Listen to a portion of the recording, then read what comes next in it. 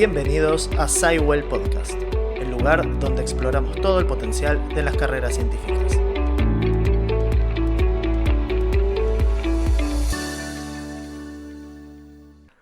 Buenos días a todos y a todas, bienvenidos a un nuevo episodio de SciWell Podcast. Hoy tenemos el honor de contar con Antonio Villaverde Corrales, catedrático de microbiología en la Universidad Autónoma de Barcelona y líder del grupo en nanobiotecnología. Tony ha publicado más de 350 artículos científicos y ha dirigido hasta 29 tesis doctorales. Además, fundador de la revista Microbial Cell Factories y editor jefe durante 15 años. Y recientemente ha sido galardonado con la medalla Narcís Monturiol al mérito científico y tecnológico, así como premio ICREA Academia en 3 ocasiones consecutivas.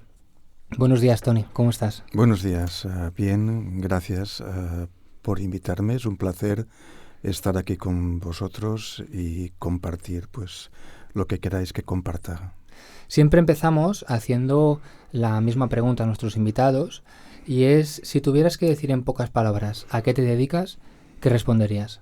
Bueno, yo soy personal docente e investigador en la Universidad Autónoma de Barcelona y por tanto mi trabajo consiste en estos dos aspectos. Por un lado, docencia de pregrado y docencia de posgrado, y por otro lado, investigación y además, en mi caso, por el ámbito en el cual me muevo, una investigación aplicada, es decir, con proyección o con posibilidad y con intención de transferencia industrial y, por tanto, de un retorno a la sociedad. Entonces, aparte de docencia e investigación, la gestión asociada a ambas actividades y que hace posible que las dos se ejecuten de forma correcta y satisfactoria. Muchas gracias, Tony, muy claro. Nos interesaría hablar un poco de la producción científica. Y la primera pregunta que tenemos es, ¿los científicos tenemos el deber de publicar nuestros resultados? Claro, aquí habría que discutir antes, quizás, de quién es la propiedad de estos resultados. Si un equipo científico está trabajando para un proyecto de empresa, es decir, pagado con fondos privados, estos resultados, el resultado de este proyecto, los datos que derivan de este proyecto son privados y pertenecen a la empresa. Por otro lado, si el equipo investigador está ejecutando un proyecto que está financiado con fondos públicos, los resultados de este proyecto deben de ser públicos porque de ahí es donde derivan los fondos. Y por tanto es obligación inexcusable la publicación de estos resultados, teniendo en cuenta antes la posible necesidad de protección de propiedad intelectual que tengan. Si estamos haciendo una investigación que es aplicada, por supuesto, antes de hacer públicos estos datos, tenemos que evaluar con las oficinas de transferencia de nuestra universidad si esto tiene un valor industrial y, por tanto, merece, antes de ser publicado, ser patentado. Me gustaría añadir que los investigadores no somos los propietarios de los resultados de investigación, sino que somos los productores y los gestores, pero no los propietarios. De alguna forma, la publicación del artículo científico es el modo en que los científicos contribuimos un poco a la sociedad, ¿verdad, Tony? Claro, es el retorno. De hecho, a veces hay quizás una visión muy romántica del científico, ¿no? Como una especie de freelance o de individuo que se mueve por la pasión, por la vocación, etcétera, etcétera. Pero nosotros, en el fondo, somos empleados. Y viendo nuestro trabajo desde un punto de vista estrictamente laboral, el resultado de nuestro trabajo es propiedad.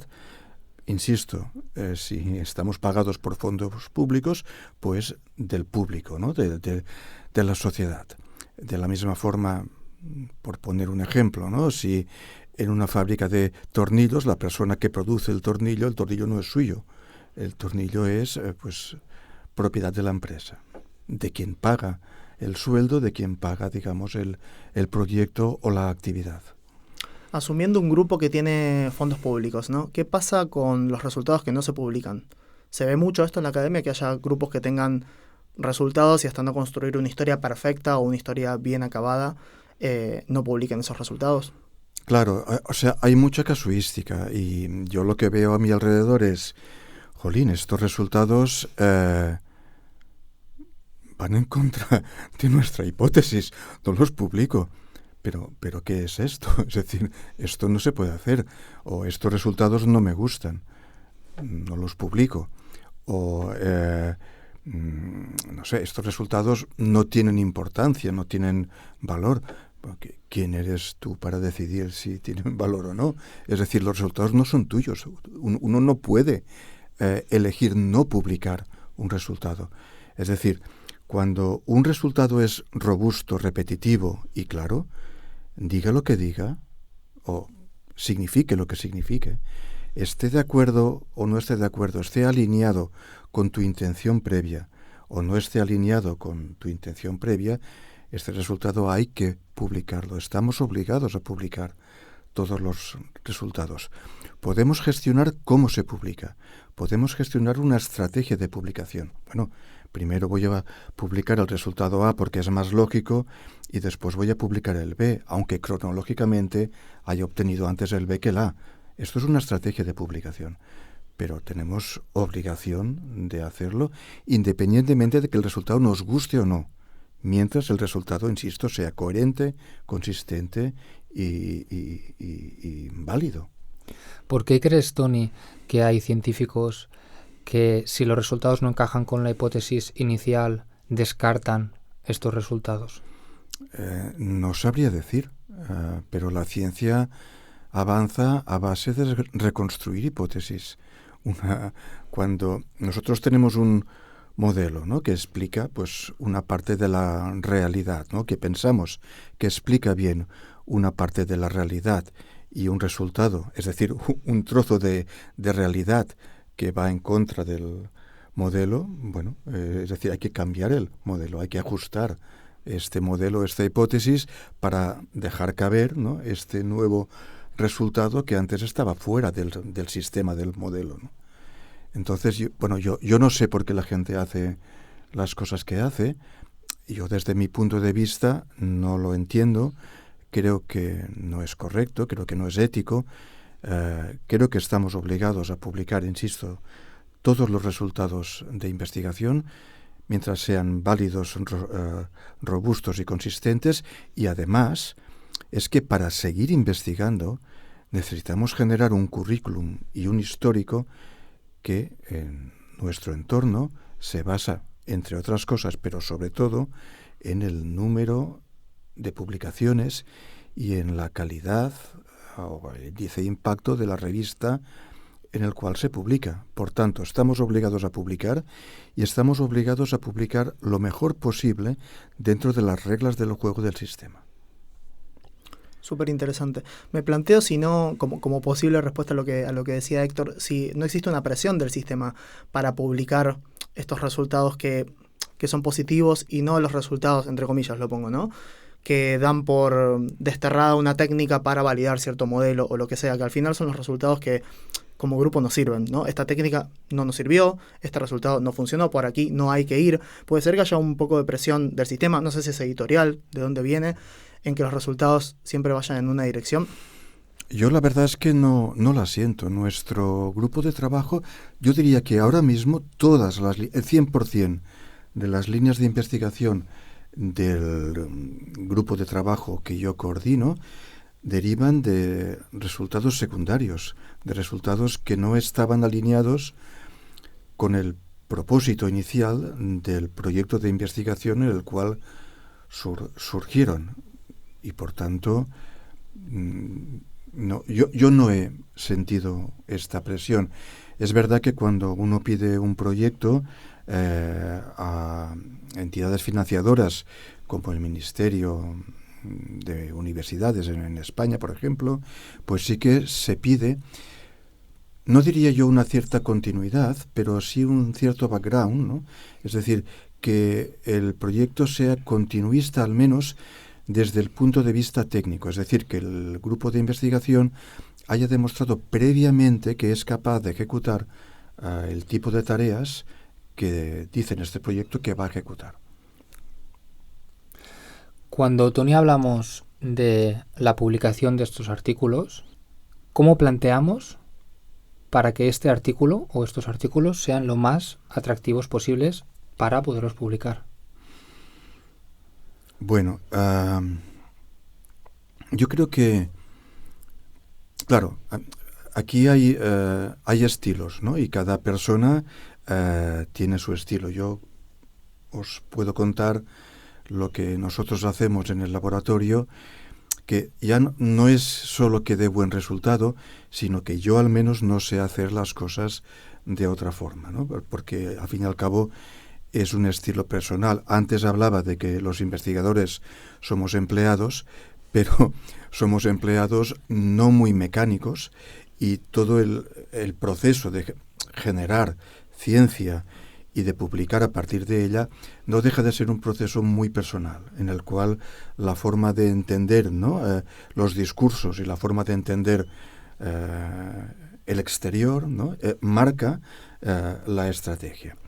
Dicho esto, yo creo que lo más importante cuando uno tiene un paquete de resultados que le parece que es interesante o que se puede publicar es identificar qué problema en el mundo está solucionando este paquete de resultados, qué vacío, qué gap, ¿no? qué algo que no se sabía ahora vamos a saber al publicar estos datos. Entonces, lo primero que hay que hacer es identificar esto y preparar, digamos, un background, un marco referencial para que el lector entienda qué es lo que va a cambiar en el universo después de publicar este artículo, después de publicar estos datos. Tony, desde tu punto de vista de leer tantos artículos también, además de escribirlos, ¿cuáles son los errores más comunes que notas y cómo se podrían evitar? Quizás errores. Creo que hay algunas actividades que se pueden hablar como errores, y ahora pondré un ejemplo, pero en general diría discrepancias de estilo, ¿no? Yo, una cosa que veo que pasa mucho y que a mí no me gusta es querer dar varios mensajes en un artículo.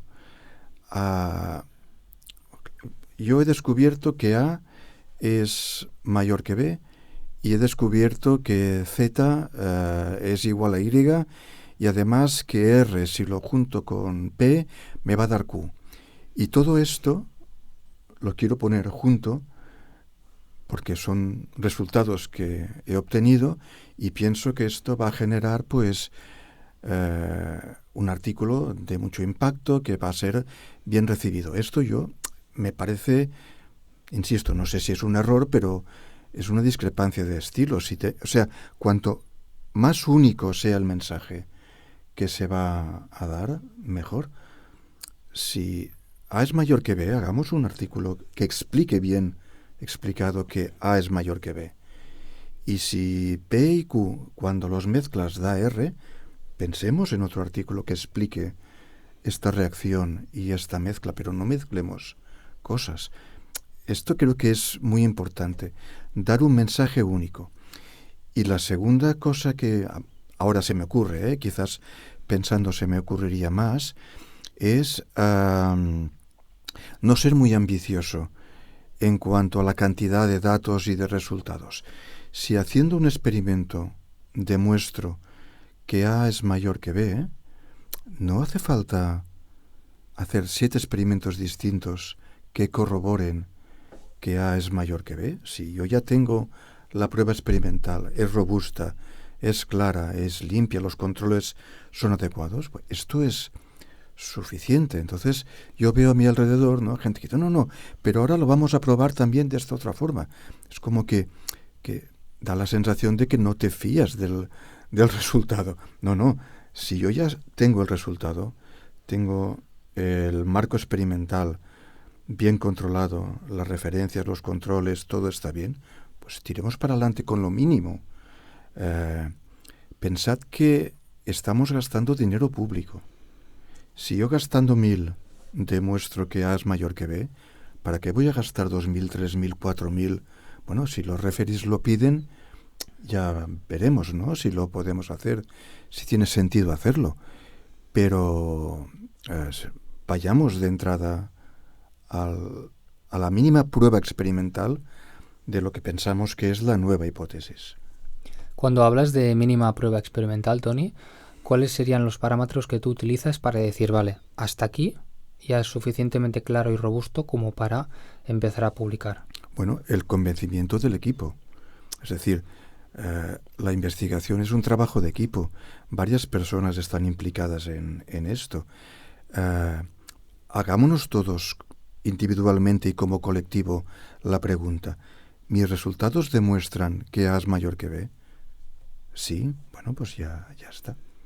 Otra cosa será después la narrativa, ¿no? Cómo presentar de una forma agradable, entenedora, como lo diríamos, comprensible, ¿no? Y fácil de leer, esta realidad, ¿no? O esta interpretación nueva de la realidad.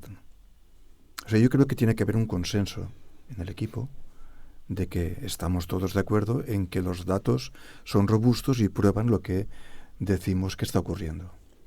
Perfecto. Tony, te hago 2 preguntas en una. ¿Cómo escoges el título y cómo escoges la revista? Vale, el título lo más simple, lo más claro y lo más general posible. Entonces hay mucha gente, o yo veo, ¿no?, títulos muy engorrosos, ¿no? Piensa que para un editor lo importante, o sea, el proceso editorial es que cuando llega un manuscrito a la editorial, el editor suele echar un vistazo rápido y ¿qué mira el editor? El título, el abstract, las figuras y poca cosa más, porque igual tiene 10 o 15 o 20 artículos al día que le están entrando, ¿no? Entonces, en base a eso tiene que entender si este manuscrito contiene información que es de interés general. Hagamos un título atractivo, un título con un mensaje muy claro y no demos mucha side information, mucha información, digamos, complementaria en el título, sino el mensaje, la idea clave, ¿no? El bullet point, la idea clave que contiene este artículo. Perfecto. Y la otra pregunta era cómo escoger la revista.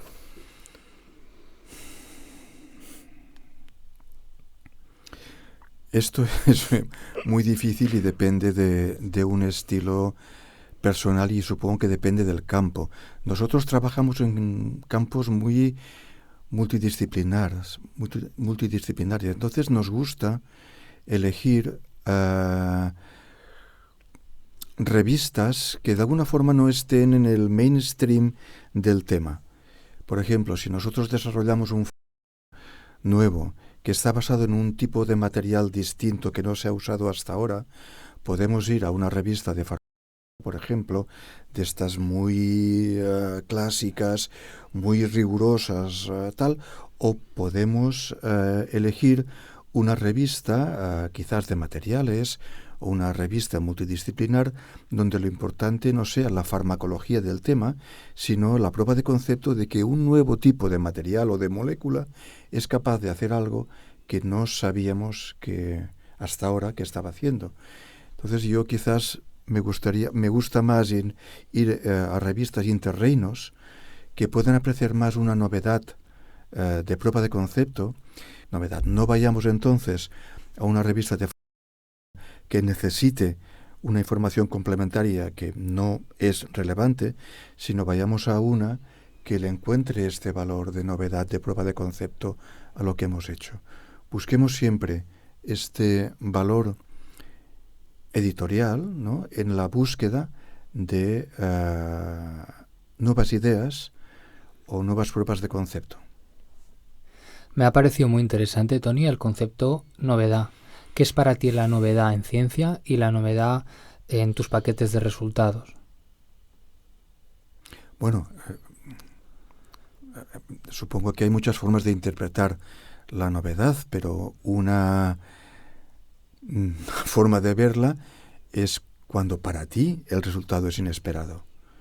Cuanto más inesperado es un resultado, más sensación de euforia, ¿no?, de piel de gallina uno tiene, y más capaz será de transmitir quizás esta novedad. Yo diría que todo lo contrario a lo que decíamos al principio, cuando decíamos, no, hay investigadores que dicen, no, esto no me lo esperaba y no va en contra de mi hipótesis original, no lo publico, no, esto es lo que pone, ¿no?, lo que da alegría y lo que da entusiasmo, y esto es lo que hay que transmitir. Yo creo que es importante escribir los artículos con entusiasmo, no con, digamos, la sensación de fábrica de tornillos, que todo es lo mismo. No. Ahora hemos descubierto algo que es novedoso, que es distinto a lo que ya existe, que actúa de una forma distinta a lo que ya existe, y bueno, dando un valor a esto, dando el valor que tiene a esto. Claro que hay veces que las cosas, bueno, salen más de acuerdo, ¿no?, a lo previsto, a lo que uno preveía. Incluso a esto se le puede poner, no sé si decir novedad, pero al menos sí pasión y entusiasmo, ¿no? Me gustaría tirar un poco de este hilo porque como director de tesis doctorales creo que hay veces que los estudiantes se sienten presionados para publicar. ¿Cuál es el punto en el cual el director se encarga de coger estos paquetes de datos y darles esta novedad y esta historia? ¿Y cuál es el punto en el cual es el doctorando el que tiene que hacer eso por sí solo? La frustración que genera un poco de no tengo los resultados, mi director no quiere publicarlos porque no encajan con la hipótesis. Este es un tema muy delicado, porque es un tema, al fin y al cabo, de relaciones humanas en parte, ¿no? Vamos a ver. Aquí hay varias posibilidades. Una, el director no le gustan los resultados y por tanto no los quiere publicar, y ahí, pues la verdad es que no sé qué se puede hacer. Tenemos ahora unos comités de seguimiento de doctorado que sirven precisamente para esto, para que el estudiante de doctorado pueda hablar con un comité externo a su tutor o a su director de tesis y contar todas las casuísticas o problemáticas en su relación con el director.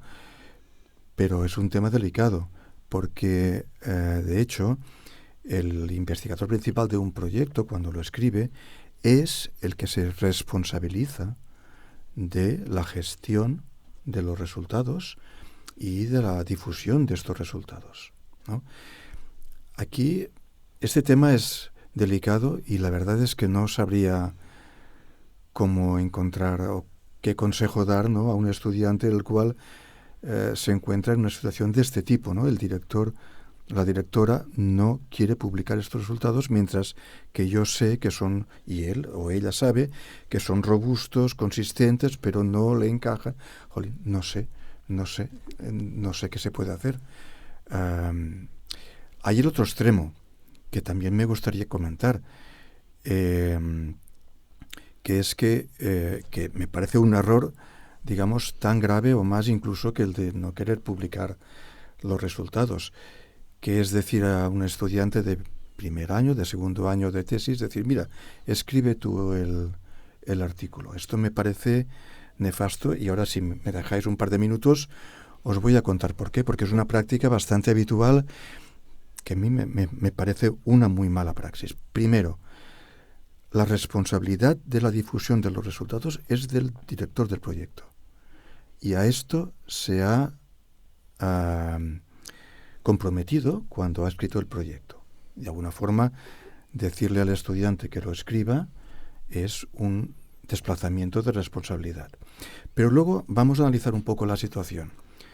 Claro, el estudiante, por lo que yo he visto, el grupo que yo coordino no pasa, pero por lo que yo veo alrededor. Claro, el estudiante se siente abrumado delante de esta responsabilidad y quiere hacerlo bien. Bueno, pues deja de hacer experimentos durante 2 meses o 3 y se pone a leer para entender el contexto y se pone a escribir, a redactar, a re-redactar, a corregir, y al cabo de un cierto tiempo, pero que por lo que yo veo suele ser un tiempo largo, de unos meses, ¿no?, le pasa un borrador al director o directora. Director o directora se lo lee, evidentemente pues no le gusta lo que escribe, y antes con el boli rojo, pero ahora con el corrector de cambios, pues edita lo que le parece, ¿no? Y le devuelve al estudiante el archivo lleno de tracking, de marcas de cambios, ¿no? Entonces, el estudiante, pues, ¿qué tiene que hacer? Aceptar los cambios, ¿no? y se envía el artículo. Vamos a analizar la situación. ¿Qué os parece que ha pasado aquí? Ha pasado que el estudiante ha estado 2 meses sin hacer experimentos. Muy mal, porque no la tesis tampoco dura tanto. 2 meses sin hacer experimentos es un porcentaje significativo en el cual el estudiante no se está entrenando en aquello que se debe de entrenar, que es en diseñar experimentos, en generar resultados, en aprender las técnicas para generar estos resultados, en sacar conclusiones y en discutir en equipo estas conclusiones confrontadas con las hipótesis previas, es decir, un trabajo de discusión en equipo. Por tanto, está dejando de hacer eso. Cuando el estudiante recibe este manuscrito lleno de control de cambios, ¿estará feliz? ¿Estará contento? ¿Estará alegre, deprimido, triste? A mí no me parece que esto, ver que todo está cambiado, sea un aspecto motivador para el estudiante. Pero claro, tendrá que aceptar todo y aceptar porque es que no hay vuelta de hoja. ¿Por qué hay tantos cambios? Bueno, porque el director o el IP del proyecto tiene una estrategia de publicación, sabe cómo hay que decir las cosas, qué wording, qué tipo de palabras clave para según qué revista en particular. Y eso un estudiante no tiene, las referencias para elegir eso. Por tanto, el director, para que este artículo esté de acuerdo o siga una línea continuista o disruptista o la que sea con respecto a artículos previos o futuros que programe enviar más adelante, pues tiene que editar. El artículo seguramente saldrá sin que esté a gusto del estudiante y sin que esté al 100% a gusto del director, ¿vale? Muchos directores argumentan que el periodo predoctoral es un periodo para aprender a escribir. Pues me parece estupendo. Pues monta una formación de cursos de escritura, pero no pongas en manos de una persona que no tiene, las referencias, ¿no?, adecuadas, el histórico y el futurible, para escribir un artículo. Monta un taller interno, ¿no? Pero asume tú, como director, la responsabilidad de... O sea, no hay nada pedagógico en pedir a alguien que no tiene la capacidad para generar un escrito del nivel de un proyecto de investigación, pedirle que lo haga y luego corregirlo y luego obligar o, presionar a que acepte estos cambios y tirar. Esto no tiene ningún sentido. Y esto sí que es un error. Eso no es un problema de estilos, yo creo que es un error, a pesar de que seguro que mucha gente no lo ve así y estaríamos discutiendo mucho rato. Pero este es mi punto de vista sobre esto. Tony, tirando un poco del hilo, como decía Héctor, ¿en qué momento de su carrera crees que un investigador sí puede aprender a redactar su propio artículo científico? Aprender cuando quiera. Bien. Se va a un curso y aprende, o el IP aprende. Pero redactarlo de verdad cuando se comprometa a hacerlo. Cuando pida un proyecto y diga, y firme este proyecto, y en el proyecto haya un plan de trabajo que sea difusión en revistas Open Access o tal, y en media, tal. Cuando se comprometa a hacerlo, tendrá que hacerlo. Y este es el momento de hacerlo. Cuando tenga la responsabilidad y la necesidad de hacerlo. Eso no quiere decir que no se haya formado antes en escribir, pero no, o sea, no sé cómo decirte. Una persona que hace prácticas, no la pones a montar un cohete que tiene que ir a la luna. Bueno, le pones a montar una maqueta. Pues esto igual. Es decir, no es que no se pueda aprender a escribir, pero no se puede poner la responsabilidad a una persona que no tiene la capacidad para hacerlo. Y la capacidad para hacerlo vendrá cuando necesite hacerlo. Hablando de escribir artículos científicos, Tony, para las personas que ahora tienen la necesidad de ponerse a escribir, ¿cómo ser más productivos escribiendo artículos científicos? La forma de ser productivo al escribir artículos científicos es ponerse a escribir artículos científicos. Yo veo también, claro, yo uso referentes de gente que tengo a mi alrededor. Digo, me voy a poner a escribir un artículo científico. Y se pone a leer. Leer no es escribir. Pues no, ponte a escribir. Reformulo o amplío un poco. ¿En qué orden o cuáles son los pasos para llegar desde el punto cero, de decir voy a escribir un artículo científico, hasta enviarlo? Las figuras. Vale. Punto 1. ¿Cuáles son los resultados? ¿Qué resultados tengo? Tengo este resultado. Esto genera, digamos, una historia, ¿no? Genera una narrativa coherente. Esto tiene un principio y tiene un fin. No un fin infinito, no un fin absoluto, ¿no? Pero dentro de este pequeño espacio de universo, ¿tiene un principio y tiene un fin? Sí, bueno, pues venga. ¿Y en qué orden? Vamos a enseñarlas. Aquí, aquí, aquí, aquí. Vale. Entonces, vuelvo al principio. ¿Y esto qué soluciona? ¿Qué vacío? Pues es que no sabíamos que la proteína no sé qué interaccionaba con la otra y ahora sí que lo sabemos. Bueno, pues este es el núcleo de la introducción y este es el núcleo del título. Y entonces uno se pone a escribir. La proteína tal interacciona con la proteína otra. Y no sabíamos, y el mundo no sabía y se pone a escribir, y luego ya buscará referencias, y ya buscará, digamos, la forma de pulir, ¿no?, esta narrativa. Por tanto, yo diría, primero tener claro qué resultados construyen una historia. ¿Quién decide qué resultados construyen una historia? Bueno, el equipo, pero yo diría que la última palabra, la persona responsable. Vuelvo a insistir, la persona que se ha responsabilizado delante del sponsor, el Ministerio de Educación, de Universidades, de la Generalitat, la Caixa, la Fundación BBVA, la persona que se ha responsabilizado es la que tiene que tomar la decisión.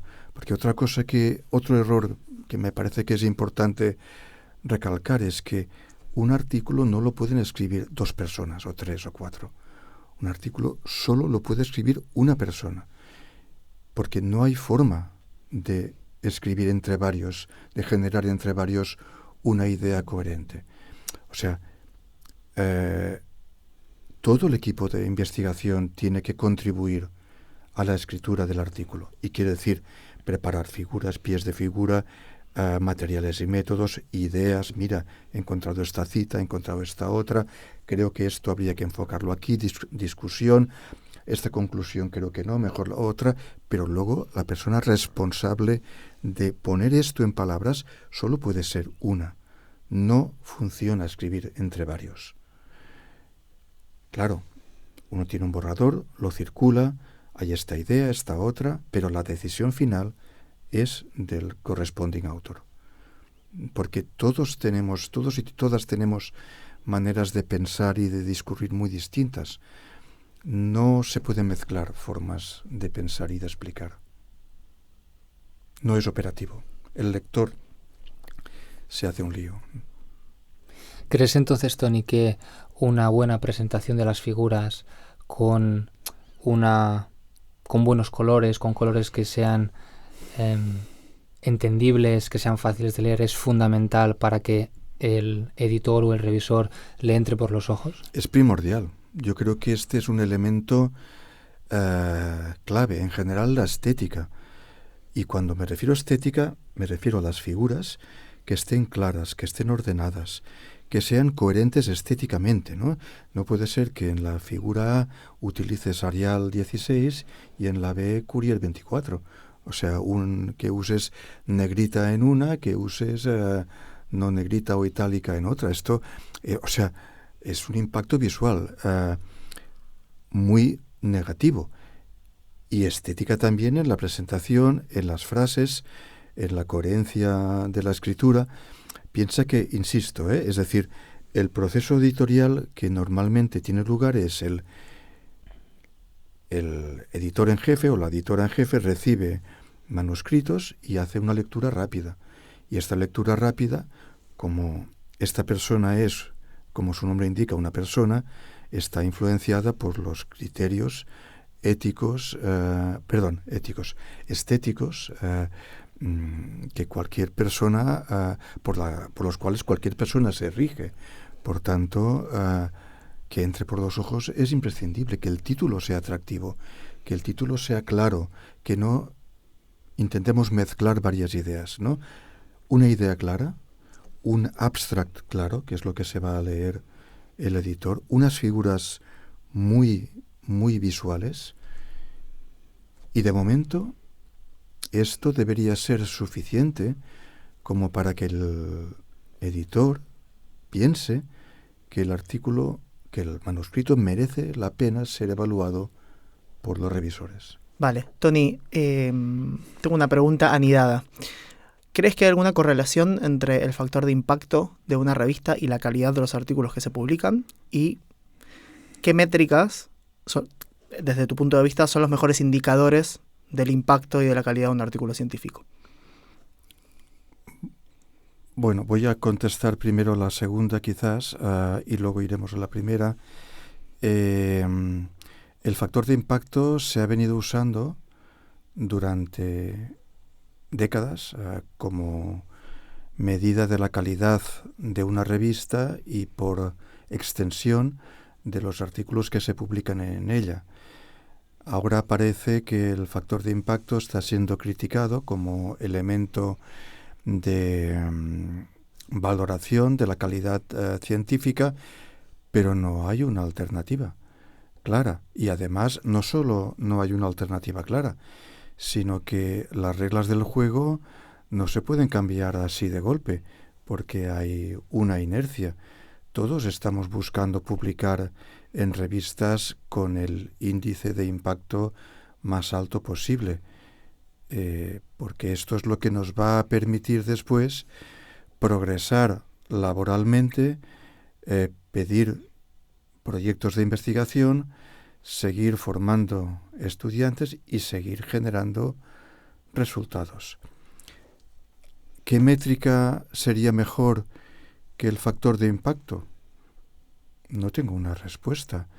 El factor de impacto, todos estamos de acuerdo en que nos dice algo acerca de el nivel de citaciones de una revista en particular y que no nos dice nada de un artículo en concreto dentro de esta revista. Esto es obvio, pero no encuentro, o no sabría yo, si fuera político de la ciencia, proponer un índice o un valor numérico mejor que esto. Es decir, hay gente que se queja que la democracia no es un buen sistema, ¿vale? Pues pon otro encima de la mesa. Yo no sabría poner una forma de evaluar. Es muy complicado, yo entiendo, yo creo que necesitamos, mientras el sistema sea como es, necesitamos valores cuantitativos, quizá más que factor de impacto, el cuartil o el decil o el percentil, quizás sería más adecuado, de la revista. Es muy difícil evaluar un artículo en concreto y sobre todo es muy difícil hacer una comparativa de evaluación entre campos distintos. Ya no digo entre humanidades y ciencias, que esto es un abismo difícilmente salvable, pero incluso dentro de las ciencias, pues no es lo mismo matemáticas que física que química. Las revistas de matemáticas tienen índices de impacto mucho más bajos que las nuestras. Es un lío, ¿no? No es fácil. Yo no puedo decir que el sistema actual sea bueno, pero no encuentro otro mejor. Cuando hablamos de producción científica, Tony, ¿qué es mejor? ¿Cantidad o calidad? Bueno, esto depende de los evaluadores. Es decir, yo creo que las dos cosas se pueden hacer a la vez. Es decir, publicar menos no va a hacer que publiques en revistas de mayor impacto. El objetivo es publicar mucho y bien, las dos cosas. Voy a otro tema polémico. Si me permitís, Héctor, querías repreguntar algo, ¿no? Vale. ¿Nos puedes contar un poco, Tony, qué es el Open Access? Y ¿qué opinión te merece que muchas veces los científicos tengan que pagar para publicar sus propias investigaciones? Bueno, el Open Access es una iniciativa que empezó aproximadamente hace 20 y pocos años y que lo que intenta hacer es lo que decía antes al principio, de quién es la propiedad, ¿no?, de los resultados científicos pagados con fondos públicos. Bueno, pues es del público. Y el público, la gente, tiene derecho a conocer los resultados científicos. Más cuando hablamos de pacientes, más cuando hablamos de colectivos de pacientes que de alguna forma quieren saber qué es lo que se está investigando sobre la enfermedad que padecen. Por tanto, me parece una iniciativa razonable y, en todo caso, independiente de mi opinión, todos los sponsors, digamos, públicos de ciencia, todos los estados, las comunidades, Europa, América, todo este colectivo está alineado con la idea de Open Access y, por tanto, tenemos que pasar por Open Access. Otra cosa es el tema editorial, que aquí es donde está el problema. ¿Cómo funciona la ciencia y la publicación? Bueno, o sea, ¿quién publica? ¿Quién es el que, digamos, ejecuta, ¿no?, este paso de convertir un manuscrito en un artículo de acceso abierto o no? Da igual. Bueno, pues son unas editoriales que son multinacionales, privadas, empresas que generan beneficios utilizando estos resultados de la ciencia para publicar artículos, ¿no? Pues como el Hola o el 10 minutos generan beneficios vendiendo estos artículos, pues otras editoriales científicas generan beneficios vendiendo o cobrando por publicación. Cuando no existía Open Access, las revistas tenían un formato físico exclusivamente y las empresas editoriales ganaban dinero vendiendo estas colecciones, estas series de revistas a las bibliotecas de las universidades. Vale, el acceso abierto, el problema del papel, venga, Open Access. Ahora, quien paga para publicar es el autor. En Open Access no hay una revista física, hay un depósito del artículo digital en un repositorio que en teoría está permanentemente abierto y estará indefinidamente abierto a lo largo de los tiempos. Entonces, ya no es la biblioteca de cada universidad la que paga por recibir los volúmenes, sino que es el autor el que paga unos fees, unas cuotas para esta publicación. Las cuotas que son muy caras y que, de hecho, los proyectos de investigación, los fondos que se suelen dar son insuficientes para cubrir estos gastos de publicación. Como, por otro lado, los gobiernos están alineados con el sistema de acceso abierto y, de alguna forma, estamos obligados los científicos a publicar en acceso abierto, lo que ha pasado es que las universidades hacen contratos con las editoriales, entiendo yo que para minimizar los costes y comprar paquetes de cientos de publicaciones a un precio más barato que el que sería si cada autor pagara de su proyecto tal, ¿no? Cada artículo.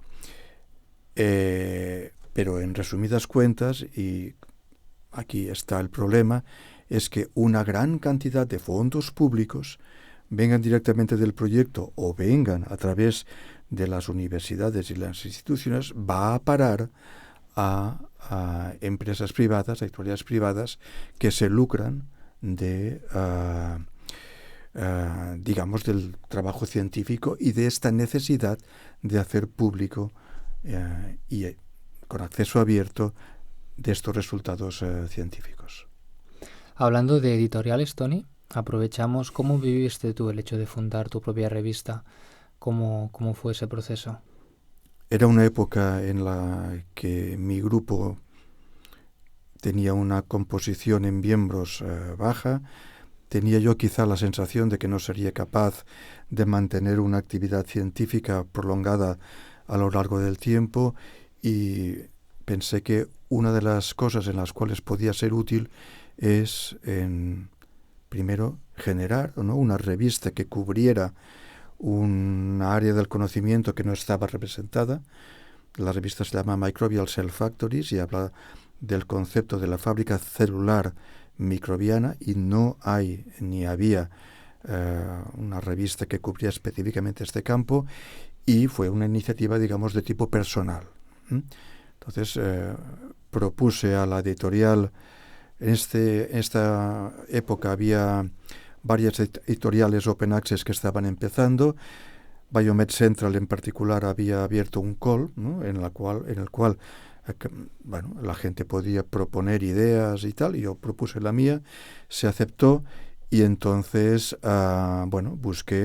recluté un equipo editorial internacional que cubriera las diferentes áreas de experiencia o de expertise en el área de la fábrica celular, y así fue como empezó. El problema, ya os podéis imaginar que hasta que una revista no obtiene su primer factor de impacto, es difícil que la gente quiera publicar ahí, y más si hay unas author processing charges, hay estas tasas de publicación que graban. En esa época estaban grabando directamente al autor, y fueron los primeros 2 años un poco difíciles. Intentar que hubiera un flujo de publicación lo bastante regular como para que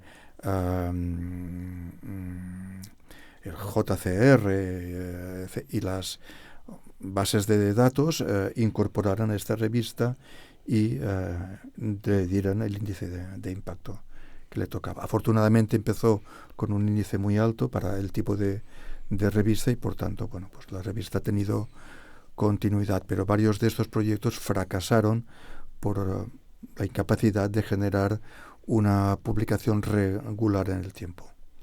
Habiendo sido Tony editor en jefe de tu propia revista, ¿cuáles serían las claves para responder a los revisores cuando te devuelven el artículo científico?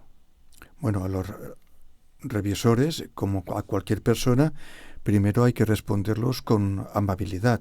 Los revisores son personas. Claro, el proceso editorial, fijaos que intenta ser un proceso estricto, objetivo, para asegurar la calidad de lo que se publica en revistas científicas, pero no deja de ser un proceso que es todo lo contrario de objetivo, es muy subjetivo. Un mismo artículo que está visto por un par de revisores, otro par de revisores, recibe críticas o comentarios muy distintos. Incluso en el mismo proceso de enviar un artículo en una revista, si es visto por 2 revisores, cada uno puede tener una opinión muy distinta, contrapuesta, etcétera, etcétera.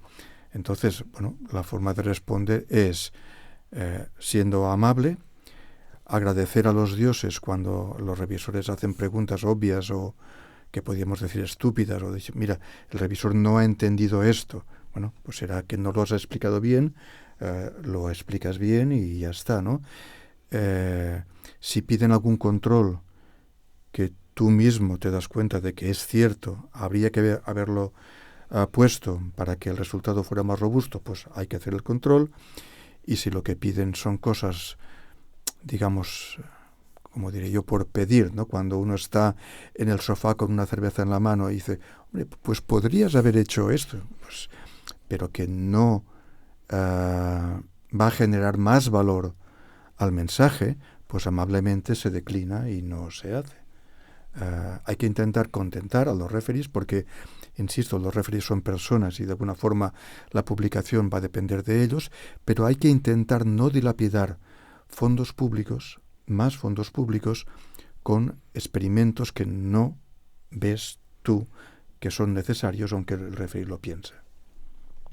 Tony, ¿cuál es el desafío más grande que te encontrás hoy en día como editor de la revista, después de todo este Bueno, tiempo? yo ya dimití hace unos años porque es un trabajo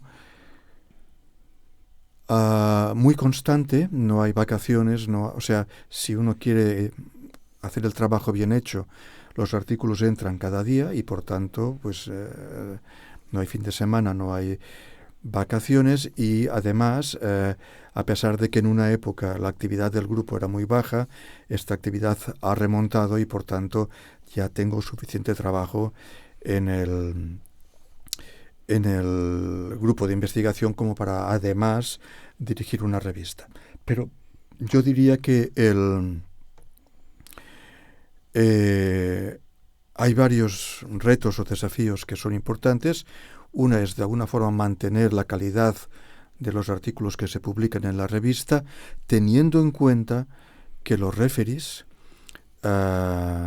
son individuos científicos que de alguna forma dan su tiempo y su esfuerzo gratis, porque los referees no cobran, y que de hecho esta actividad lucrativa de las editoriales de la que hablábamos y nos quejábamos antes se basa en la explotación laboral, por decirlo así, de los referees, que insisto son voluntarios, que de alguna forma quieren que el sistema funcione y aportan su grano de arena que el sistema funcione, pero que no me extrañaría que en un futuro nos encontremos en que, bueno, con el volumen de envíos de manuscritos a revistas y con la saturación del sistema editorial, pues los referees, en fin, sea difícil encontrarlos y sea difícil encontrar referees de calidad. Un estudiante que está empezando, al que le invitan a revisar una revista, por supuesto, tiene que aceptar, y porque de alguna forma forma parte de su experiencia, de su currículum, y es importante hacerlo, pero un estudiante tampoco tendrá, digamos, la perspectiva quizás que puede tener un investigador senior para evaluar no el experimento ya en sí, sino el valor de un trabajo de investigación. Hay que hacerlo, pero quizás la calidad o el tipo, el estilo de evaluación no será el mismo para gente joven que para gente senior. Y la gente senior, ya te digo yo, que está harta, se ha pasado toda la vida trabajando gratis para las editoriales, y yo creo que cada vez más todos nos damos cuenta de esta evidencia, ¿no? de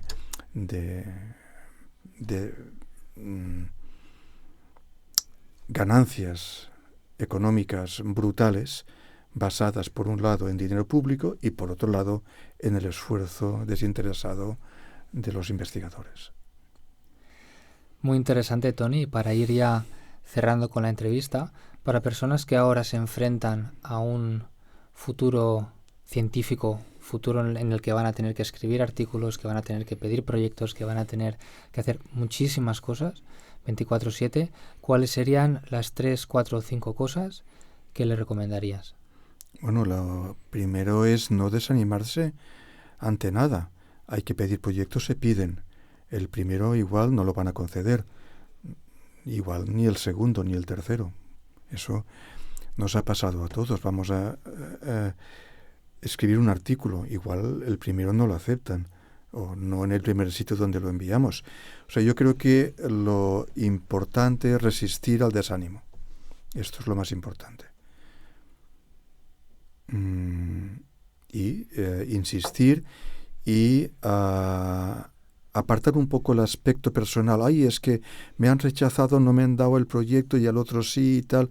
Y este dolor, ¿no?, personal, ¿no?, de fracaso, sacarlo de encima y colocarse un poco en una posición de sistema laboral. Yo soy un empleado, a mí me pagan por hacer lo que he de hacer, voy a hacerlo lo más posible, y si me rechazan en el artículo en esta revista, entenderé antes por qué, y si es algo lógico, lo intentaré corregir, pero o si no es lógico o ya lo he corregido, pues intentaré en otra y en otra y en otra hasta que lo acepten. Y si mi proyecto no lo aceptan en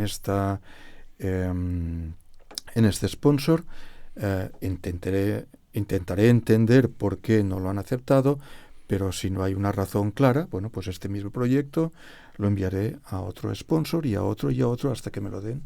Y esta es la actitud.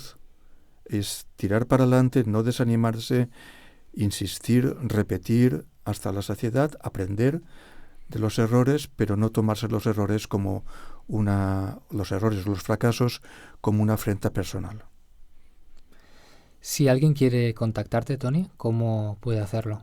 Bueno, pues quizás por correo electrónico, la forma más fácil. Vamos a dejar el correo electrónico de Tony en la descripción del vídeo. Y nada, ha sido un placer, Tony. Dejamos aquí ya la entrevista. ¿Alguna cosa más, Albi? Tendremos otro episodio para grabar seguramente. Seguro, porque más adelante. Sí, es infinito. Sí, nos ha encantado, Tony. Y nada, chicos, os esperamos en el próximo episodio. Chao. Chao, chao. Esto fue SciWell Podcast. Los esperamos en el próximo episodio.